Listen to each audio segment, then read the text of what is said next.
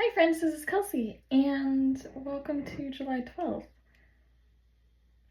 I have an overflowing coffee. It had like a whole little cute top to it, but I put too much milk in it, and then it just kind of, it just kind of got so full. So we're just living in the moment right now with this, because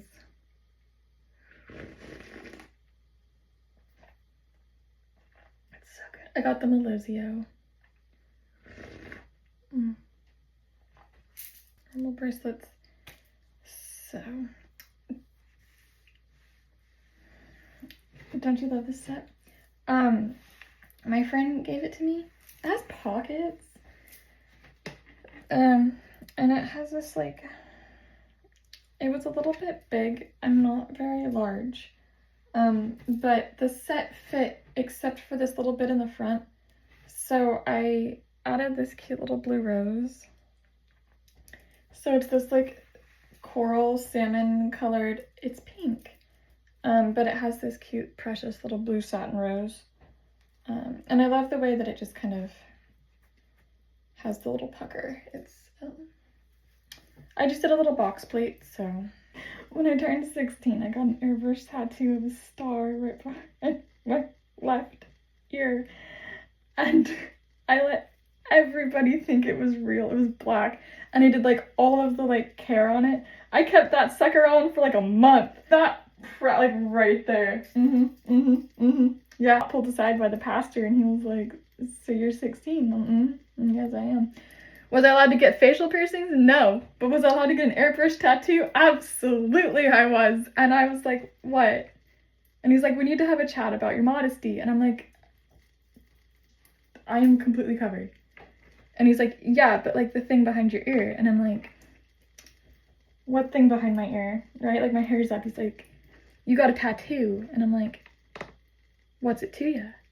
And he's like, well, you're not supposed to have tattoos. And I was like, okay, well, I mean, it's done now. I can't undo it.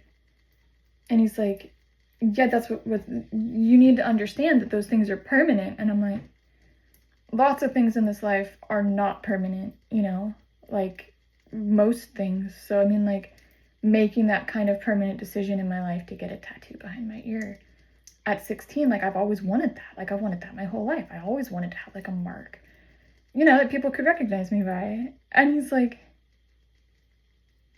are you gonna get more? And I was like, I mean, I got the one. It didn't hurt that bad. And he like wigged out, and then it was gone like 2 weeks later. And he's like, wait, where'd your tattoo go? I'm like, it was airbrushed, dude. I was at the park at the country fair and like got an airbrush tattoo because there was an airbrush artist. I also got a music note Mendy, and I was just like, the trouble glass sign on my ankle. Oh, he wigged out. So, yeah, but no Mendy at my wedding.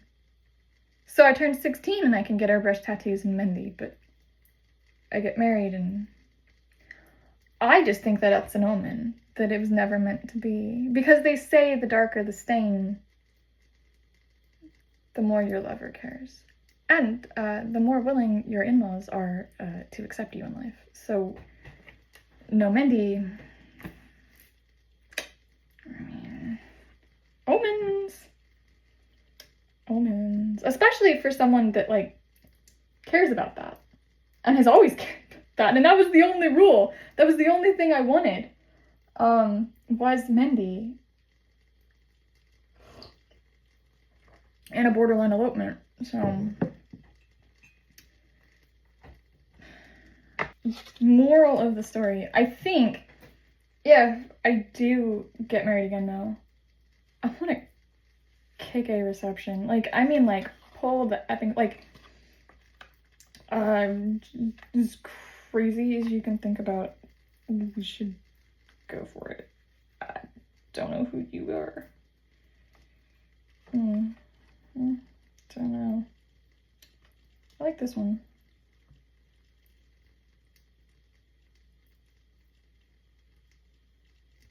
The blue's pretty. It matches my flower.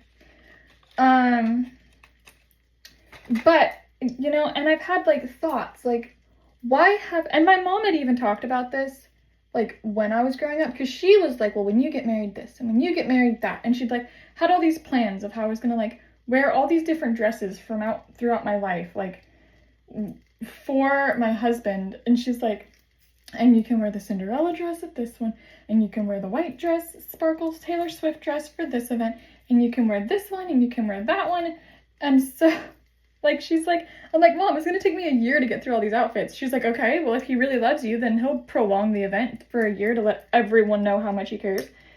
And I was like, Mom, oh, Sri Sri Tattva Rose face mist. So nice.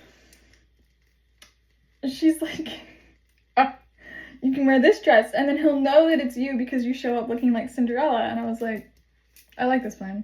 Did that happen at the wedding? Absolutely not. But I have been thinking about, like, what I would wear if I got married again. And part of me really likes the concept of the color red. But then, like, the other, like, the, like, traditional girl in me, the one that's, like, super romantic, is, like, green silk, obviously. Green and gold silk.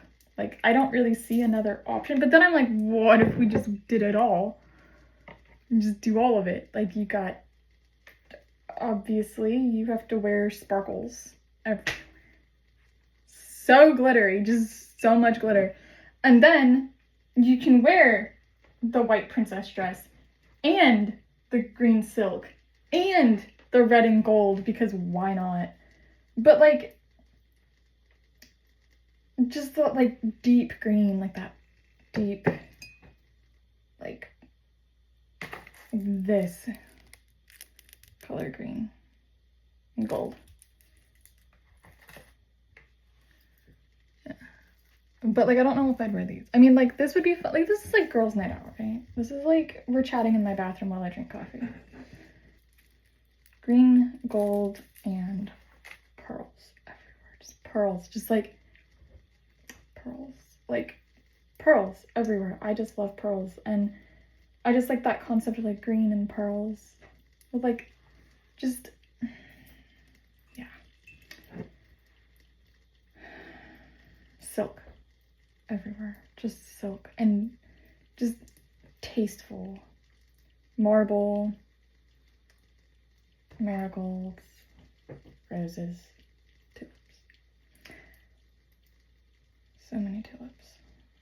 You know, I often think, like, because I always wondered, like, obviously I got married in November, but, like, what time of year would I want to get married? And I'm like, I don't know, like, because I don't, but then, like, well, it has to be sometime that's auspicious. It has to line up with the calendar. I mean, we picked November 13th because it lined up with, like, every calendar, just, like, happened to, and then the priest ended up messing up the time and we got married at a very unauspicious time, and I was like, because you can't just perform a ceremony on schedule. You have to literally be 4 hours late.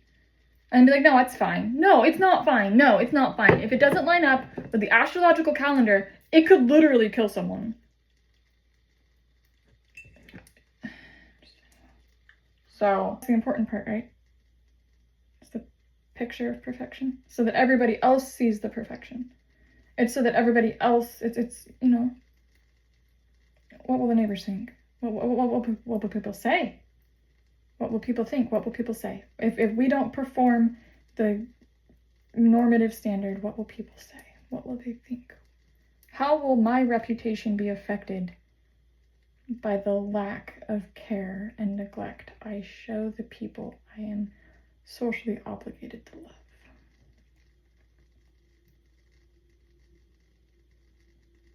Right? What will people say?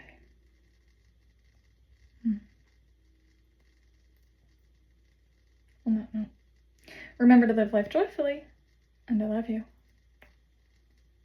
Toodles.